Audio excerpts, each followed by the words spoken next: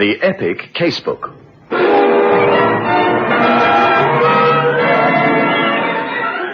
In which Inspector Carr investigates.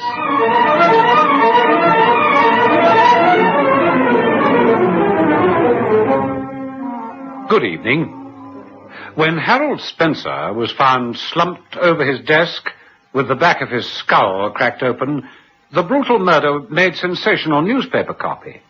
Yet his death was more than something for the reporters to write about or his relatives to grieve over. He was a world-famous philatelist, known to stamp collectors the world over as a man of great integrity and the possessor of a personal collection that was reputed to be worth a fortune. Why all this? Well, it was a case which I shall long remember for various reasons, particularly because of the characters involved. Let me tell you about it. I've called my story The Conjurer's Illusion.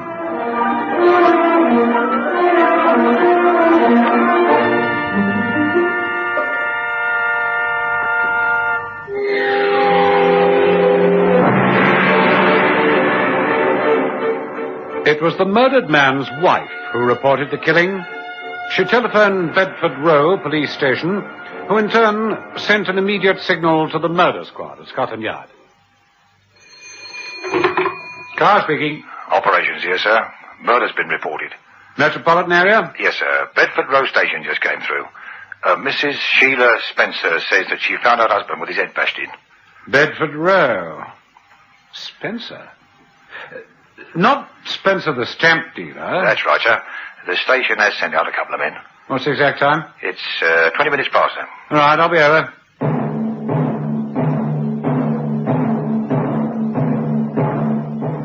Spencer's at 18 Bedford Row occupied a building worthy of the quiet dignity of the profession.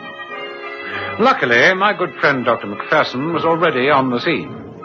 As I emerged from the police car, it seemed difficult to realize that I was about to gaze upon a victim of a savage killing. The Queen Anne gabling, the latticed windows, the almost ecclesiastical entrance, all contributed to the atmosphere which conveyed the quiet dignity appropriate to the pursuit of stamp collecting.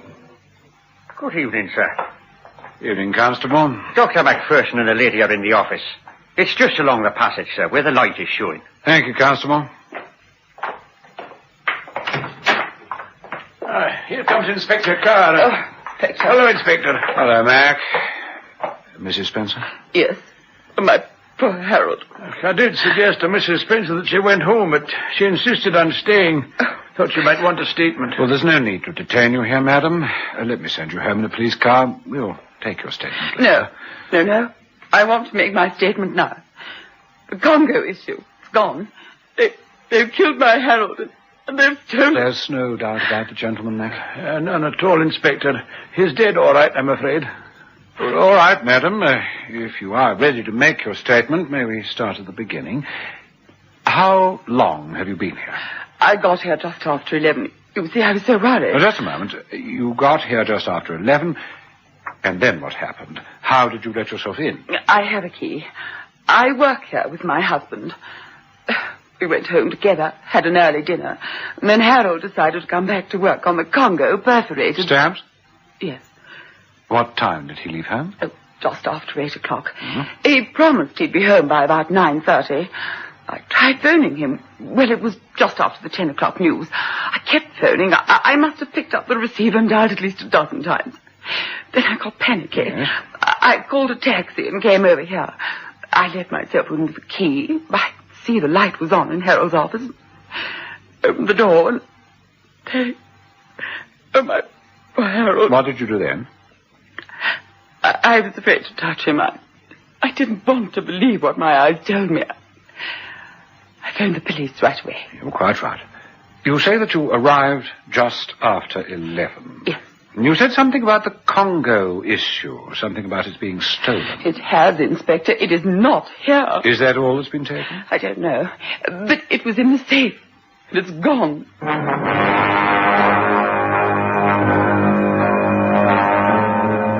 The safe was as old-fashioned as the building and the office furniture. It was one of those combination safes, worked on the rather prehistoric gear and click principle.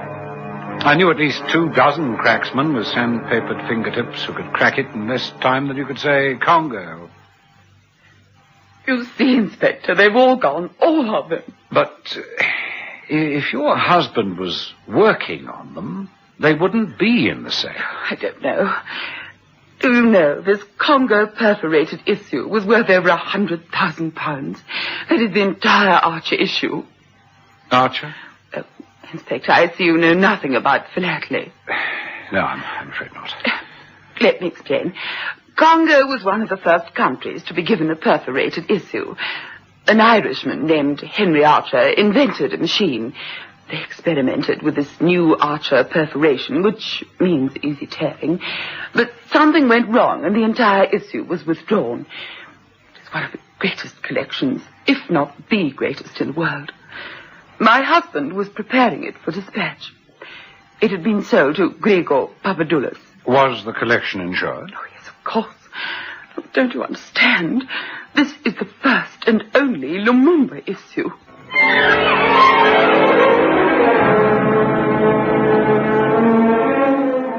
It was obvious that the bereaved woman was stunned by a double loss. Whether the loss of her husband was more overwhelming than the loss of the Congo issue, we were yet to find out. But there could be no mistaking her distress. Mrs. Spencer, there's nothing you can do here tonight. Why don't you let me send you home in the police car? Perhaps you'll allow me to call on you tomorrow. Oh, you must find that issue. My poor Harold. We'll do our best, Mrs. Spencer. You've got to find who did it. I suppose I've talked more about the Congo issue than the murder of my husband. We've been married for 20 years, and I loved him with all my heart. I'll leave now, Inspector. Good night.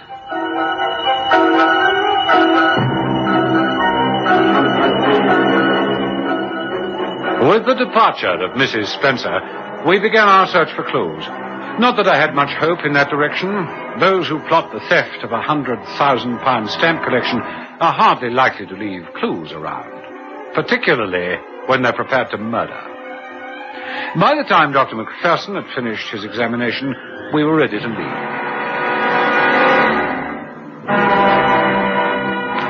It's a usual blunt instrument. Yes. Possibly a hammer. I see, Mick. Struck down at approximately 9:30. Do you mind if I arrange for the removal of the body? No, a bit. We're just about to. Did you get anything? Yes. Yes, as a matter of fact, we have. Oh? Come over here. It's quite incredible, isn't it? Everything securely barred and bolted in the front. And look at this window, leading out into the alley. Aye, that's right. All that was needed was a thin nail file, and up goes the window catch. The killer closes it and walks out of the front door as large as life. Disguised, I'll bet. There's something else, Mac. Whoever climbed through that window was wearing a woolen coat. A fine thread of wool, this. You never know.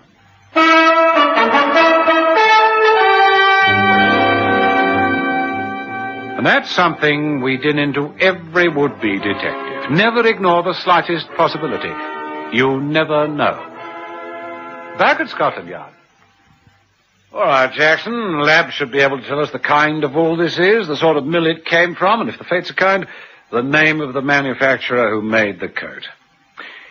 The fact that there might be 100,000 similar overcoats is something we won't think about right now. All right, get busy. What is it?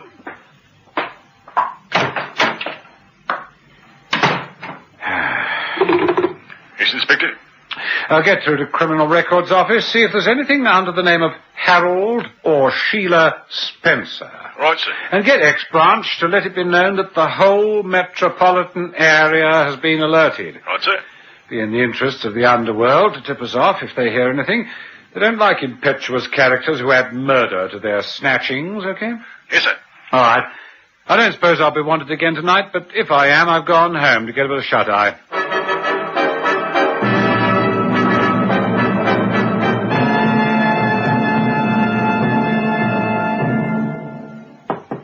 Yes? Call has just come through from Bradford, sir. The woolen thread? Yes, sir. The labs worked on it last night. It's the most expensive kind of wool there is. Bradford Wool Industries, sir. Never used in mass production, only sold in lengths. Oh, that's a help. Now, more than that, sir. Labs say that this came off a skein that was only milled 2 months ago.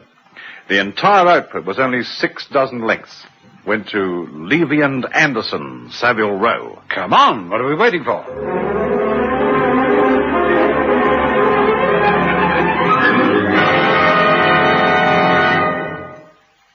Yes, that is quite true. We have an exclusive contract with Bradford Wool Industries. It's a very expensive material. Well, I want the names and addresses of every one of your customers who's had an overcoat made up of this material in the last 2 months. But, sir, these things are all... Come on, Mr. Fuller. We've no time to waste.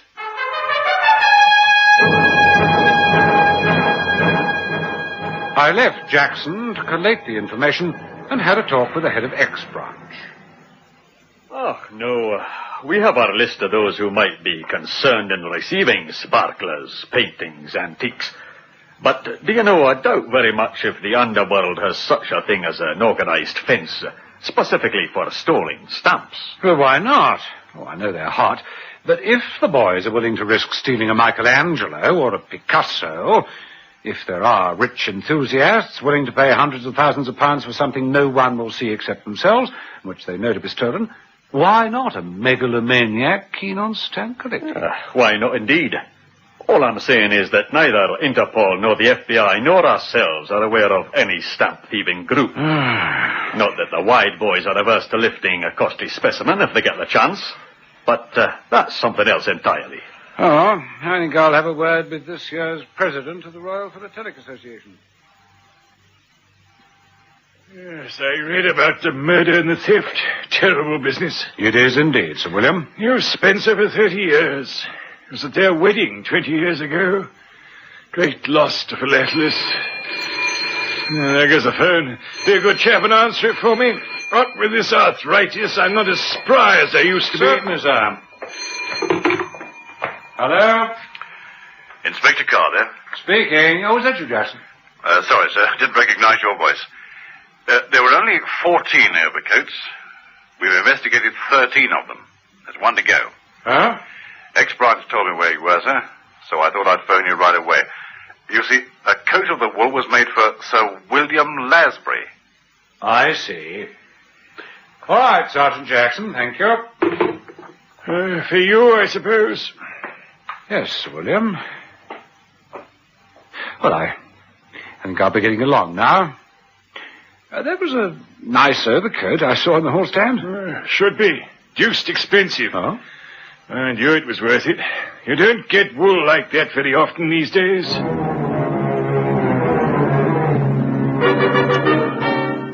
Under the pretext of admiring his purchase, I looked for the slightest tear. It was there, all right. There was no doubt that the thread of wool taken from the scene of the crime came from the overcoat belonging to the president of the Royal Philatelic Society.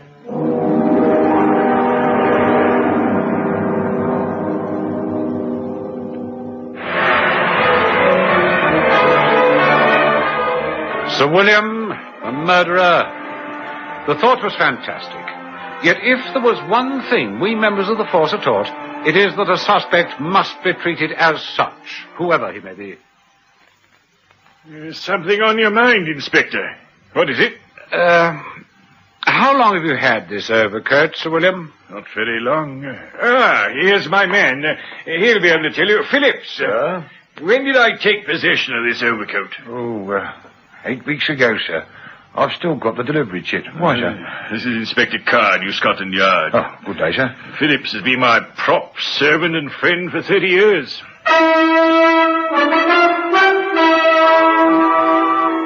Shrewd Sir William. He could tell that I was after something and that the overcoat was exciting my thoughts. If he didn't wear that coat on the night of the murder, who did? Phillips was about the same height. And yet... Are you interested in philately, Mr. Phillips? Oh, I couldn't be working for Sir William all this time and not be, sir. And this overcoat, Sir William, has it been out of your possession at all? Good heavens, no. With respect, sir, it has. What about the time when you left it at the Guildhall? When was that? Well, the same night he got the coat. You remember, sir? Yes, I do remember that. Seemed a bit chillier earlier on, but by the time I left, it was such a pleasant evening, I forgot my coat entirely. What date was this? April the 23rd. April the 23rd. And you retrieved the coat the following morning? I went and got it, sir.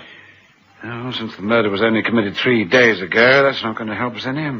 If I may say, with all due respect, sir, Sir William is a most absent-minded gentleman. Yes? He's left this coat lying about so many times. Oh, just a minute, Inspector. Only last Tuesday.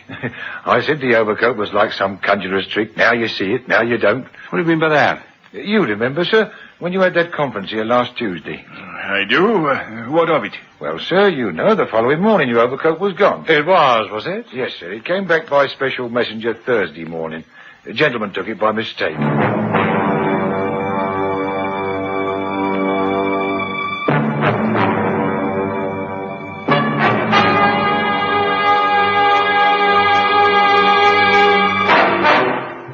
Sergeant Jackson, find out the name of the messenger who took a parcel to Sir William Nasbury's address last Thursday. Right, is it? And I want a list of all the members of the committee who attended the conference at Sir William's residence on Tuesday night. Right, sir. In the meantime, I'll have another word with Mrs. Spencer. Mrs. Spencer, you said that the Congo collection had been sold and that your husband was preparing it for dispatch to Athens. Yes, that is so, Inspector. Was this common knowledge? Was it publicized in the newspapers? Oh, no. We kept it a secret. In fact, the only person who knew was the president of the society. Oh, what's new, Inspector? Is there any hope? The murderer has been a little too smart. We'll get him all right. That I promise you. But the collection... Well, that depends on a number of things. You're quite sure that no one knew of the sale other than Sir William Nasbury? Quite sure. We have no employees. There were just the two of us. I did all my husband's correspondence. I see. Thank you, Mrs. Spencer. I'm sorry to have disturbed you. If there's anything else you can think of that might be of use to us, you can reach me at the yard.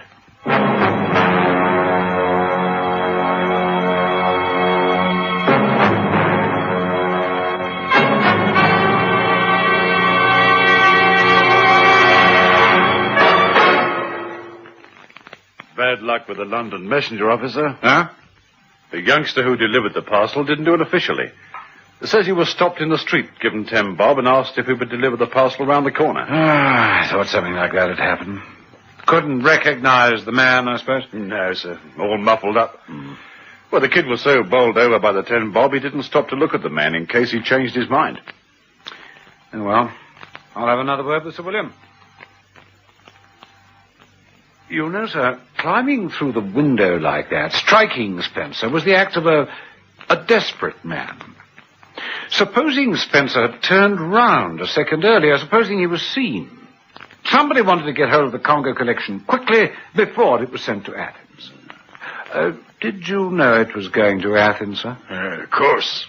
It was the duty of Spencer to notify us of such a sale. All members are honor-bound to keep all societies up to date as to the movements of unique collections.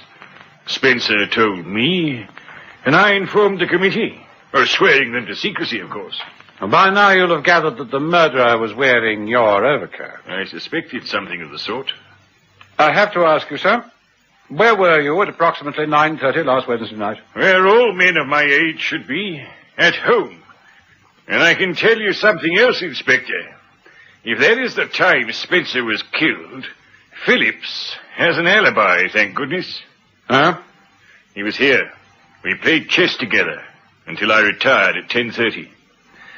And gets a little lonely as one enters the winter of one's years.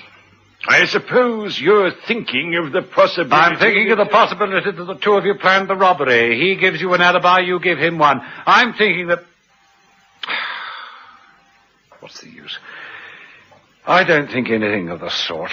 If you say Phillips was with you, then that lets him out too. What do you do now? Question the members of the committee.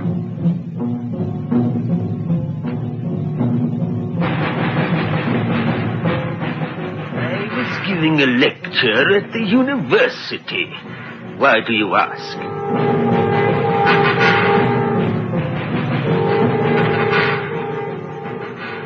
Wednesday night at 9:30. Extraordinary question. I was in bed. I'd gone to Stratford to see The Merchant of Venice.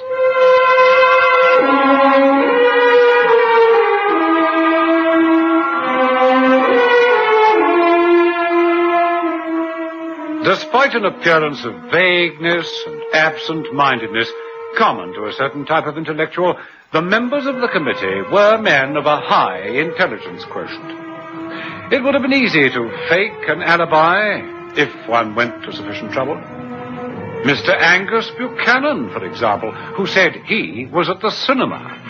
He could have left unobserved and returned within the space of half an hour without anybody being any the wiser.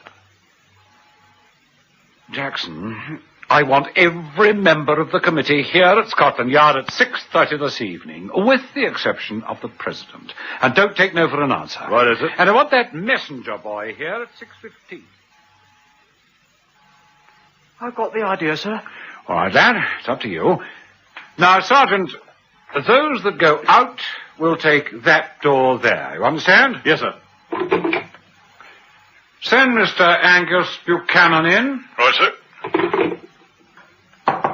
Go in. Come in, please. Oh, there you are, sir. I've still got the parcel. I couldn't deliver it. Parcel? What parcel? Delivered where? Well... All right, Sergeant, take Mr. Buchanan through.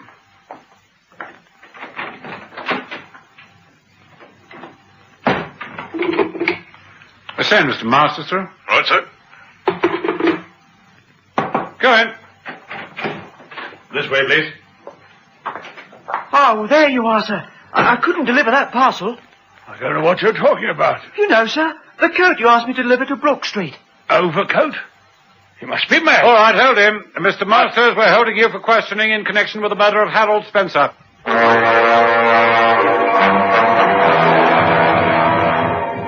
James Masters dined at his club that night. That was his alibi. It was but a quarter of a mile from Bedford Row. Borrowing Sir William's overcoat the night before, in order to create a false trail, it was he who climbed through the window, killed Spencer, and stole the valuable collection. Of course, he deliberately caught the overcoat on the beading of the window pane. Not only did young Fred recognize his voice, he trapped Masters into giving himself away. Did you notice it? Perhaps the final nail in Masters' impending coffin was the porter at his club. Oh, yes, I recognize that overcoat. Mr. Masters was wearing it last Wednesday night.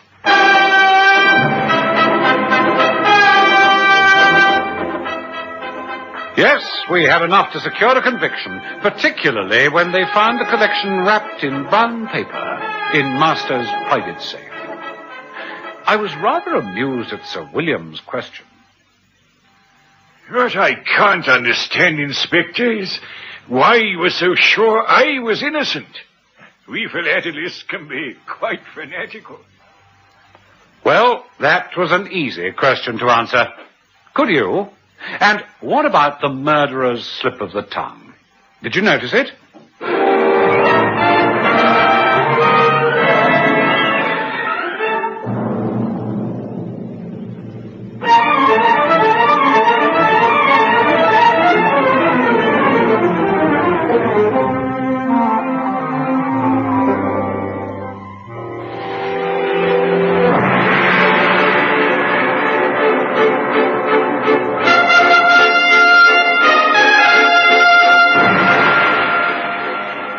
Listeners, did you spot the murderer's slip of the tongue?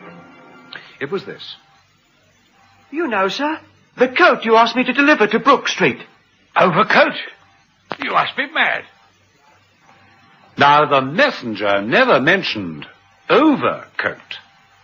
I knew that the murderer would be the only one to react violently to such a statement, and that proved to be the case. Masters was so shaken at the sight of young Fred Cousins that he lost his control, and that was the beginning of the end. The moral of the story. Keep away from other people's postage stamps. You'll get licked in the end. Good night.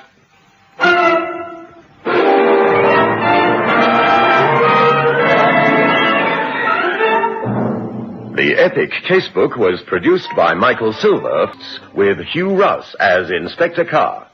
Listen again next Thursday night at 9:30 to another exciting story from our epic Casebook.